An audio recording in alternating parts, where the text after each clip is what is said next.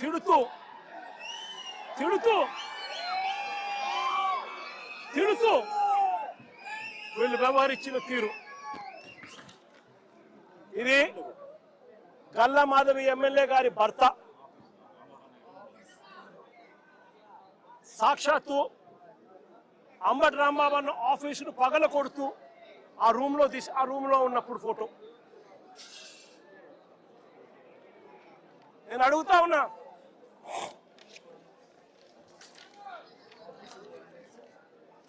అంబటి రాంబాబు అన్న ఆఫీసును కాలుస్తా ఉన్న photo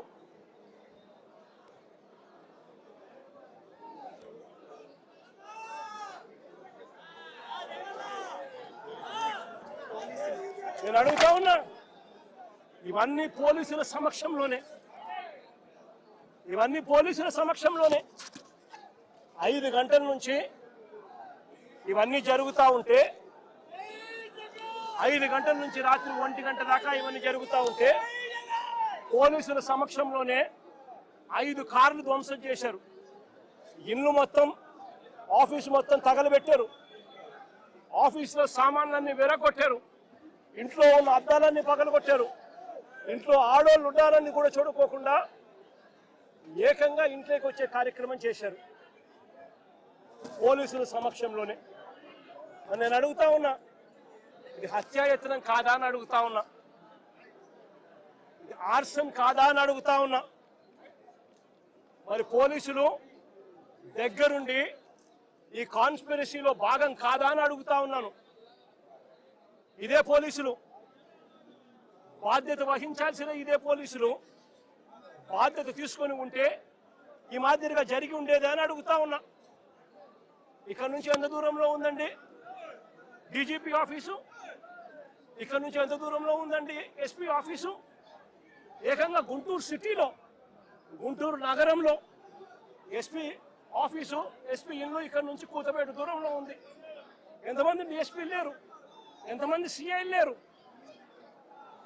DGP office ఇక్కడ మంగళగిరిలో ఉంది. ఇక్కడ నుంచి కూతబేట దూరంలో మంగళగిరి, అక్కడ బెటాలియన్ ఉంది. కనీసము ఈ పోలీసులు ఫోన్ చేస్తే కూడా రెస్పాన్స్ లేదు. మా పార్టీ నుంచి బొత్స సత్యనారాయణ ఇలాంటి సీనియర్ నాయకులు ఇంటెలిజెన్స్ డీజీకి చీఫ్ సెక్రటరీకి, ఇలాంటి పెద్ద పెద్ద ఎస్పీకి, ఐజీకి, ఇలాంటి అందరి ఆఫీసర్లకు ఫోన్లు కొడితే కనీసం ఫోన్లు కూడా ఎత్తరు. కాన్స్పిరసీలో భాగం కాదా ఇది అని అడుగుతా ఉన్నాను. 5 గంటల నుంచి సాయంత్రం 5 గంటల నుంచి 1 గంట దాకా 5 కార్లు పగలు కొడుతున్నారు. ఆఫీసులు తగలబెడతా ఉన్నారు.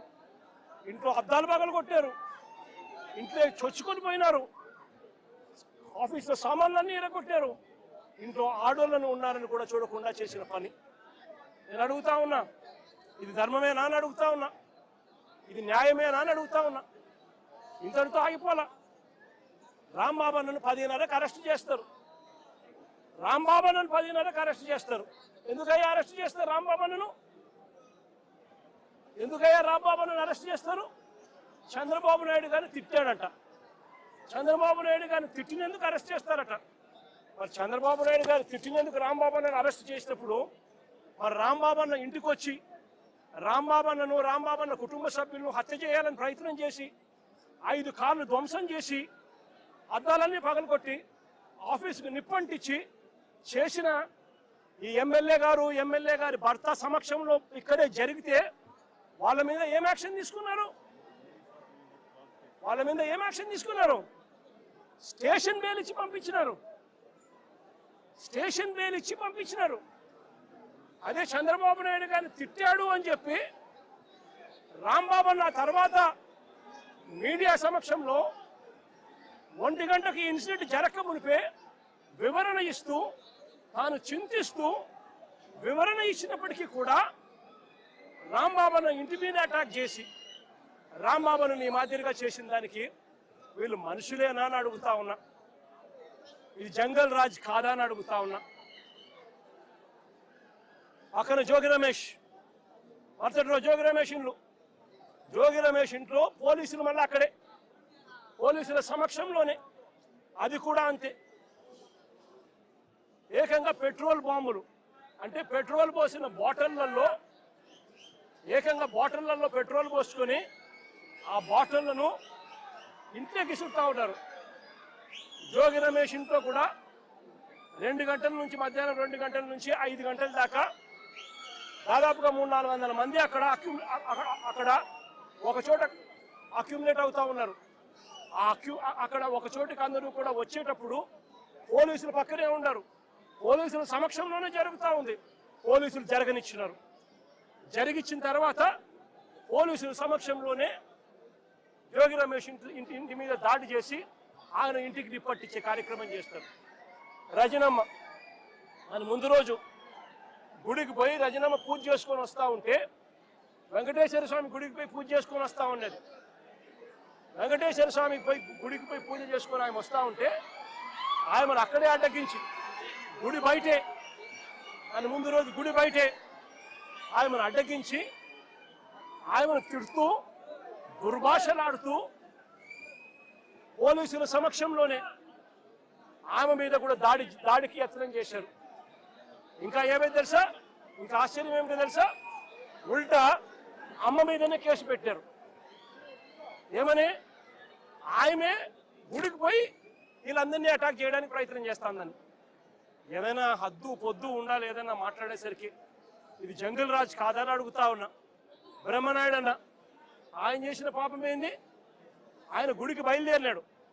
చంద్రబాబు నాయుడు గారికి దేవుడు జ్ఞానోదయం చేయాలని, చంద్రబాబు నాయుడు గారు అనే వ్యక్తిలో పశ్చాత్తాపం రావాలని, చంద్రబాబు నాయుడు అనే వ్యక్తికి దేవుడు దయ వల్ల ఆయనకు, ఆయన కొడుకుకు, ఆయనతో పాటు అక్కడే ఉన్న, ఆయనతో పాటు ఆయన పార్టీలో ఉన్న పవన్ కళ్యాణ్ గారికి అందరికీ కూడా జ్ఞానోదయం జరగాలి అని చెప్పి బ్రహ్మనాయుడు ఆయన గుడికి పోతా ఉంటే, గుడి నుంచి ఆయన బయటకు వస్తూనే ఉంటే ఆయన మీద కూడా అటాక్.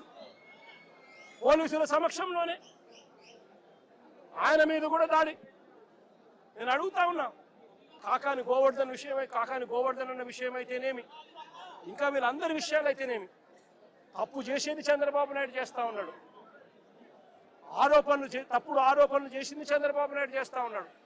అవి తప్పుడు ఆరోపణలు అని చెప్పి దేవుడే మొట్టికాయలు వేసినట్టుగా ఏకంగా సిబిఐ తాము ఫైల్ చేసిన ఛార్జ్ షీట్లోనే కేంద్ర ప్రభుత్వ సంస్థలైన ఎన్డీడీబీ, ఎన్డీఆర్ఐ లాబొరేటరీసే క్లీన్ చిట్ ఇచ్చే కార్యక్రమం చేస్తూ ఉంటే ఎటువంటి జంతు కొవ్వు కలవలేదు అని చెప్పి వాళ్ళు పూర్తిగా వివరణ ఇస్తూ ల్యాబ్ రిపోర్ట్లు ఇస్తే సిబిఐ ఆ రిపోర్ట్లను కూడా ఏకంగా ఛార్జ్ షీట్లోకి చేరుస్తూ వైవి సుబ్బారెడ్డి కానీ, కరుణాకర్ రెడ్డి కానీ, ఇంకొకరు కానీ ఎలాంటి తప్పు చేయలేదు అని చెప్పి వాళ్ళ పేర్లు కనీసం ఛార్జ్ షీట్లో కూడా పెట్టకుండా క్లీన్ చిట్ ఇస్తే, ఎలాంటి అరెస్టులు చేయకుండా సిబిఐ క్లీన్ చిట్ ఇస్తే చంద్రబాబు నాయుడు గారు దేవుడికి, ప్రజలకు క్షమాపణ చెప్పాల్సింది చేస్తా ఉన్నది ఏమిటి?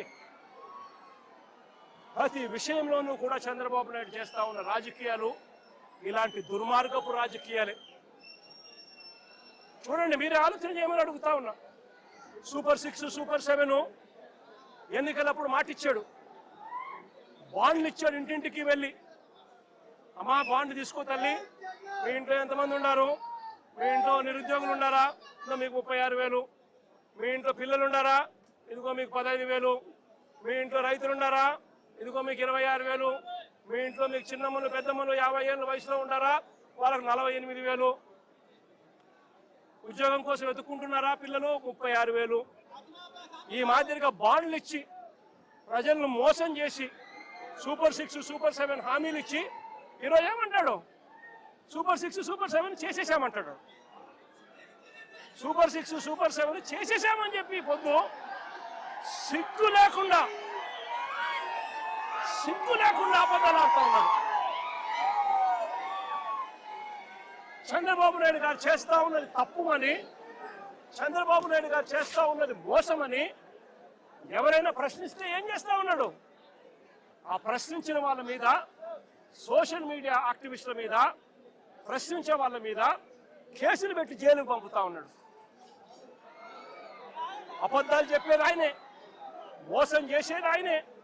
ఆ తర్వాత ఆయన ఎవరైనా ప్రశ్నిస్తే వాళ్ళ మీద అక్రమ కేసులు పెట్టి అక్రమ సాక్ష్యాలు క్రియేట్ చేసి వాళ్ళను జైలుకు పంపించి చివరికి సోషల్ మీడియా పిల్లలని కూడా చూడకుండా చంద్రబాబు నాయుడు గారిని ప్రశ్నిస్తున్నారని చెప్పి ఏకంగా వాళ్ళ మీద గంజాయి కేసులు పెట్టి వాళ్ళ కెరియర్ను సైతం నాశనం చేస్తా ఉన్న వ్యక్తి ఈ చంద్రబాబు నాయుడు గారు కాదా అని అడుగుతా ఉన్నా. చేసేటివన్నీ తప్పులే, చేసేటివన్నీ అబద్ధాలే, చేసేటివన్నీ మోసాలే. ఆయనే లిక్కర్ నడుపుతాడు. ఆయన ఆధ్వర్యంలోనే ఆక్షన్ బాడీ చంద్రబాబు నాయుడు గారు తెలుగుదేశం పార్టీ సైన్యానికి లాటరీ పాడిచ్చి మరి షాపులన్నీ కట్టబెడతాడు, ప్రైవేట్ షాపులన్నీ కూడా. ఆ ప్రైవేట్ షాపుల ఆధ్వర్యంలోనే ఏకంగా ఎమ్మెల్యేలు దగ్గర ఉండి ప్రతి గ్రామంలో ఆక్షన్ పాడుతూ బెల్ట్ షాపులన్నీ కూడా నిర్వహిస్తున్నారు. షాపుల పక్కనే లిక్కర్ షాపుల పక్కనే ఇల్లీగల్ పర్మిట్ రూముల